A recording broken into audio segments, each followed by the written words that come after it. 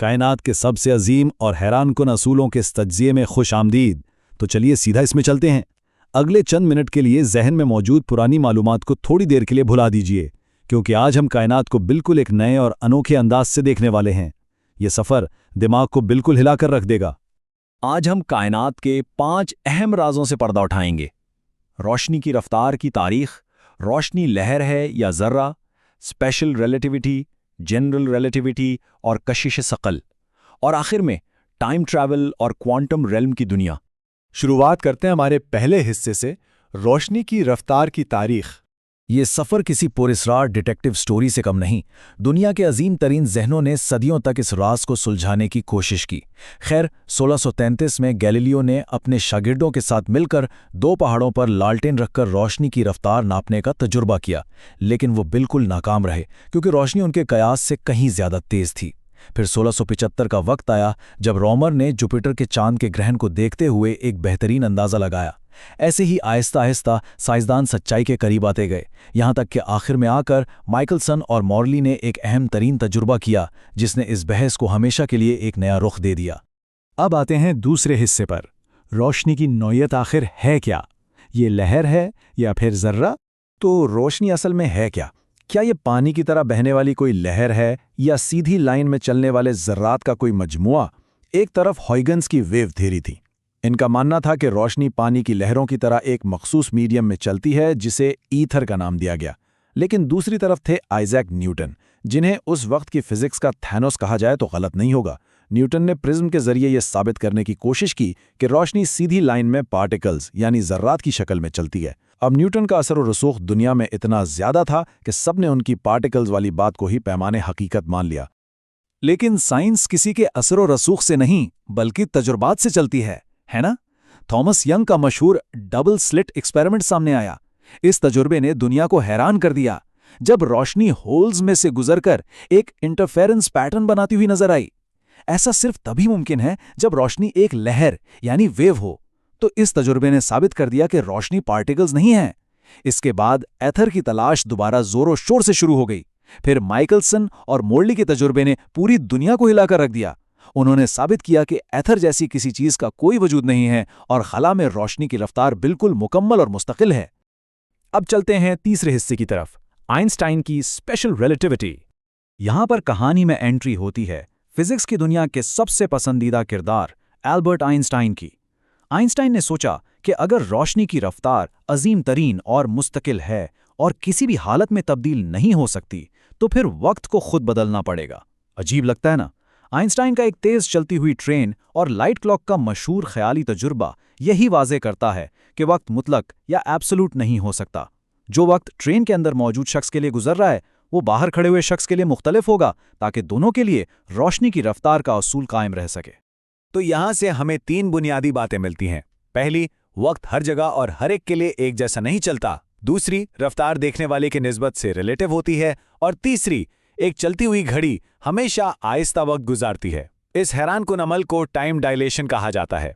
आसान लफ्जों में इसका मतलब है कि रिलेटिव मोशन की वजह से 2 अफराद वक्त का तजर्बा अलग अलग स्पीड पे करते हैं। और सबसे हैरान की बात तो यह है कि कायनात का इतना अजीम कॉन्सेप्ट सिर्फ और सिर्फ बेसिक मैथमेटिक्स के पाइथागोरस थ्योरम से साबित किया जा सकता है ना जबरदस्त? हमारा चौथा हिस्सा है जनरल रिलेटिविटी और कशिश सकल यानी ग्रेविटी। चलिए स्पेशल रिलेटिविटी से 10 साल आगे बढ़ते हैं। इस कॉन्सेप्ट को समझने के लिए एक और बेहतरीन ख्याली तजुर्बा करते हैं। पहला कदम, जमीन पर वजन नापें।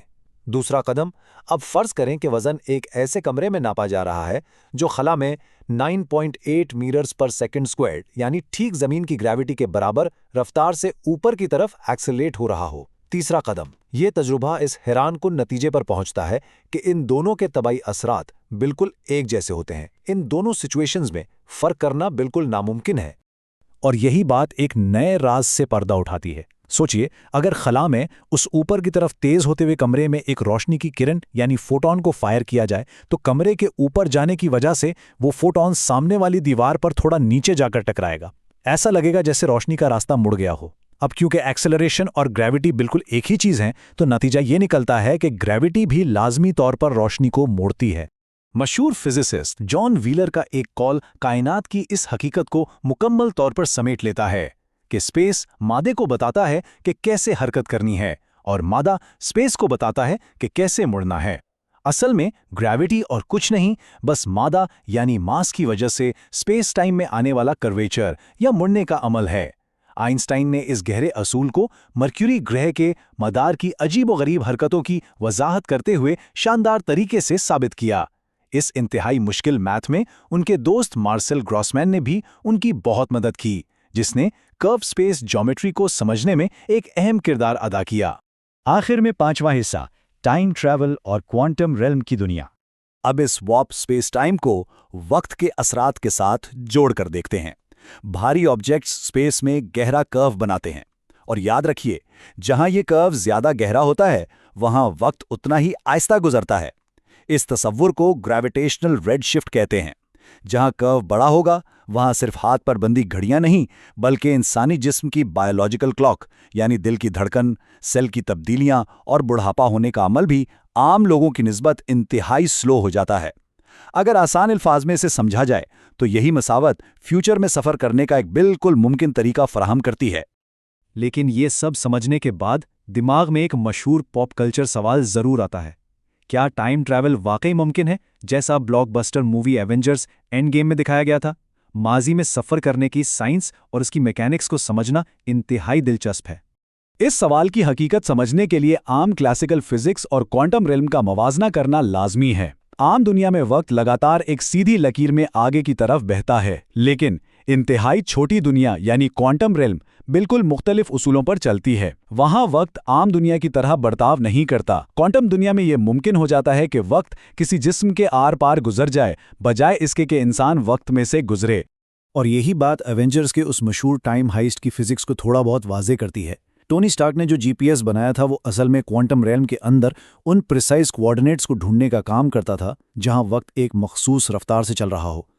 पिम पार्टिकल्स जिस्म को इतना छोटा कर देते थे कि क्वांटम रेल्म की पेचीदा दुनिया में घुसना मुमकिन हो सके।